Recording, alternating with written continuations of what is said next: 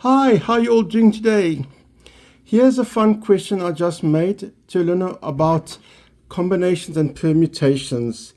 This is a fun question with three separate parts.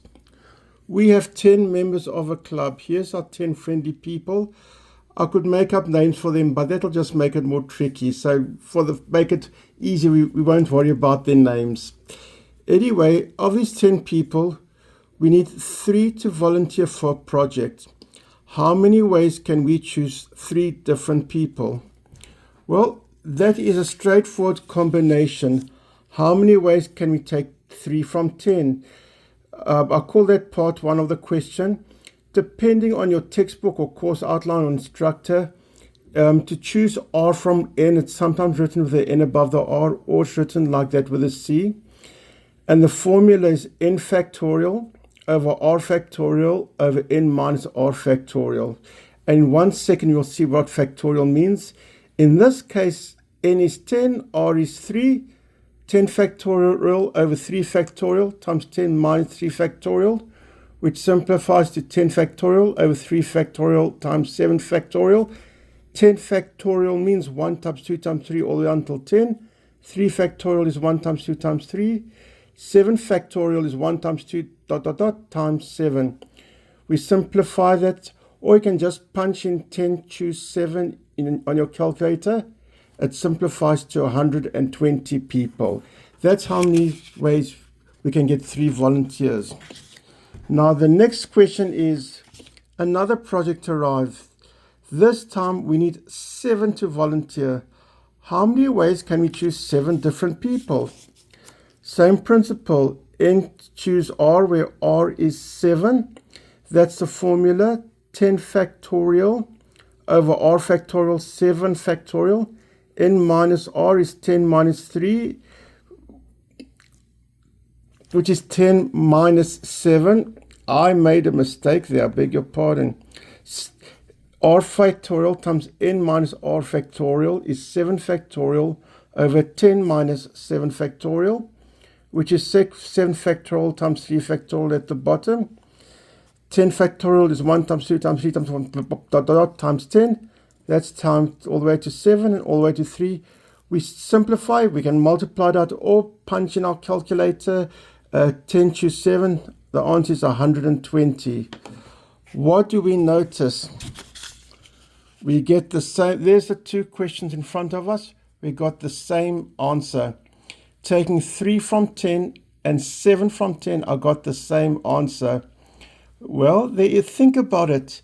If I have 10 people and I remove 3, it's another way of saying I'm leaving 7 behind. So in actual fact, it's the same as removing 7. Maybe it's a physical movement, having 3 walk away, but I'm really separating it into 3 or 7. So logically, if we ask how many ways can you take 3 or 7, we'll get the same answer. And that we actually have a theorem. If it's different numbers that add up to the total, for example, if I'm making up a huge number. Let's say I've got 100 different pencils. Every one of them is a different color.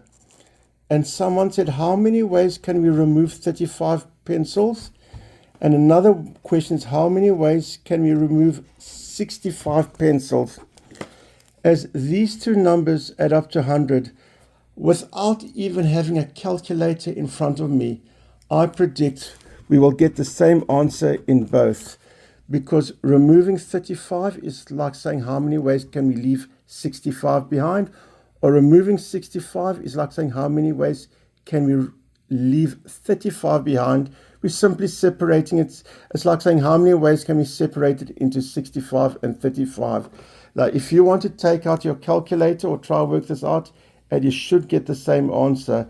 Maybe it won't work because the number 100 may or may not be too big for your calculator. So I can make it easier. We've got 30 pencils. How to remove 5 or 25? You'll get the same answer.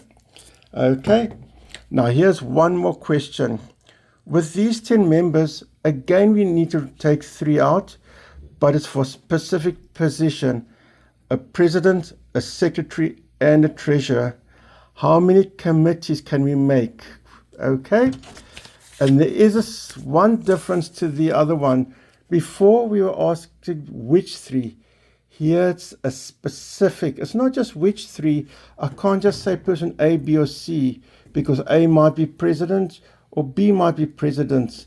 So it's not just the number of people, it's specific role for each. Before it was 10 combination 3. This is called a 10 permutation 3. And that's usually written with a P.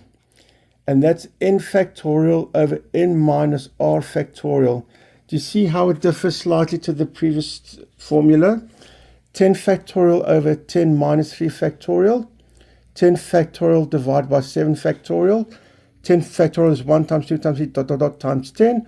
7 factorial is 1 times 2 times 3 times 4 dot dot dot all the way up to 7. And if you punch in your calculator, that simplifies to 720.